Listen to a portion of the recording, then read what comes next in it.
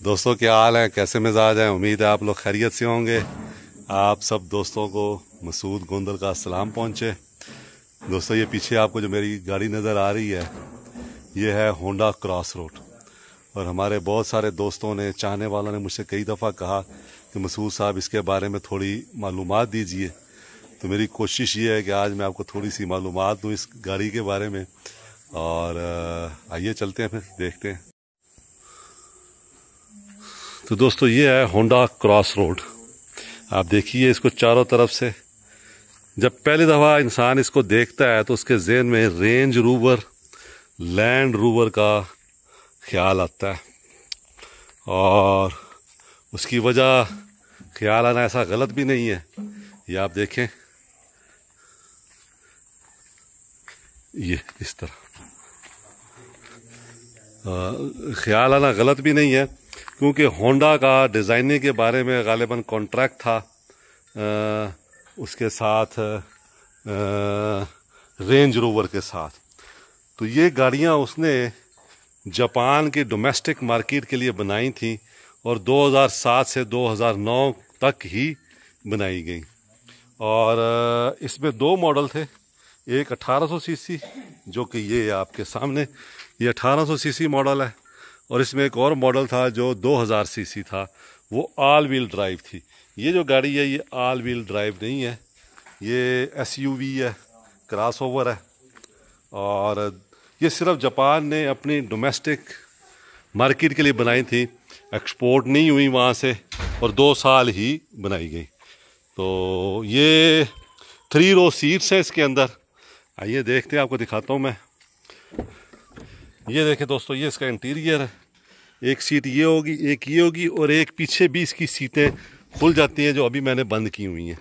तो पीछे वाली सीटें ऐसे ही हैं जैसे ये सीट्स हैं, वो सीट्स भी ऐसी ही हैं। तो काफ़ी लग्जरी गाड़ी है, खुली गाड़ी है, और 7 सीटर गाड़ी है ये आप देखें ये। और इस तरीके से आप ये देखें, ये इसका जो है वो डैशबोर्ड है। ये देखें, ये इसका दोस्तों डैशबोर्ड है। ये मैंने पैनल नया लगवाया एंड्रॉयड, और इसमें दूसरा पैनल था। ये इसका डैशबोर्ड है, ये देखिए आप, ये इसका गियर बॉक्स है। और ये काफ़ी खुली गाड़ी है। जब हमारे एक दोस्त ने पहली दफ़ा देखी तो उसने कहा मसूद साहब गड्डी नहीं, एक कमरा है, पूरा कमरे का कमरा है। तो मेरे पास दोस्तों ये 2013 से है ये गाड़ी, और ज़बरदस्त चल रही है। छोटा मोटा प्रॉब्लम तो निकलता ही है इस गाड़ी में, लेकिन ये है क्योंकि मेजर प्रॉब्लम आज तक इस गाड़ी में हमें नहीं निकला।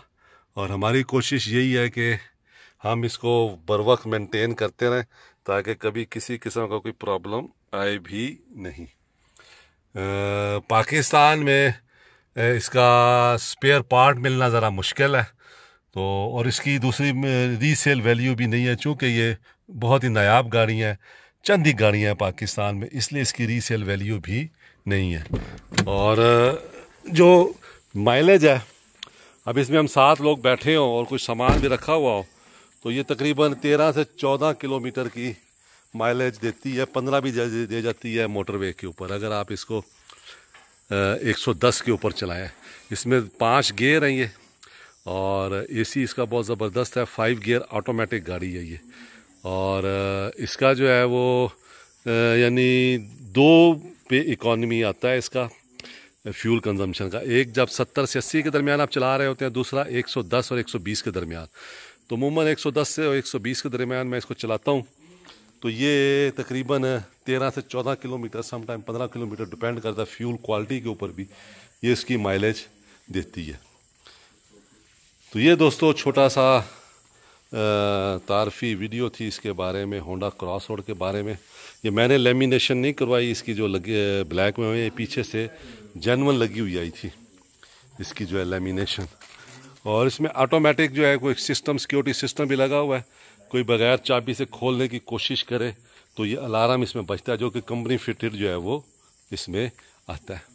तो ये दोस्तों छोटी सी वीडियो है हमारी होंडा क्रॉस रोड के बारे में। बताइएगा लाजमी कि आपको कैसी लगी। खुश रहें दोस्तों, दुआ में याद रखें। बहुत शुक्रिया।